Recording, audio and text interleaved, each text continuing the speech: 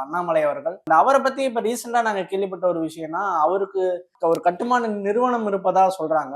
அதாவது பாஜக தமிழ்நாட்டுல சில ஏஜென்ட்டுகள தான் அனுப்பும். சில ஏஜென்ட்டுகள அனுப்பும். அப்படி அனுப்பப்பட்ட ஏஜென்ட்டுகள்ல தான் அண்ணாமலை ஒருவர். ம். எப்படியாவது மக்களோட சிம்பத்திய கிரியேட் பண்ணணும்னு ஒவ்வொரு மாநிலத்திலயும் ஒரு ஏஜென்ட்டுகள அனுப்பும். ம். அப்படி ஒரு பெண்ண நம்ம மாநில தலைவரா ஆக்கணும்னா, நம்ம ஜெயிச்சிரலாம். ம். அப்படின்னு ஒரு கனவு கண்டு தமிழிசைய இறக்குனாங்க. ஒரு பெரிய பலன் தரல.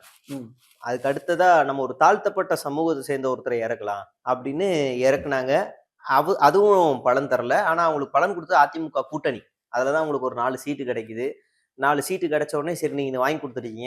அப்ப இங்க இருக்கிறவங்கள நம்ம மத்திய அமைச்சர் ஆக்குறோம், இல்ல கவர்னர் ஆக்குறோம் அப்படின்னா, நம்ம தமிழ்நாட்டுல ஏதாவது 1, 2 நம்ம எடுக்க முடியுமான்னு பாஜக கணக்கு போட்டு சில பேர தேர்தல்ல போட்டியிடாமலே மத்திய அமைச்சர் பதவி குடுக்குறாங்க.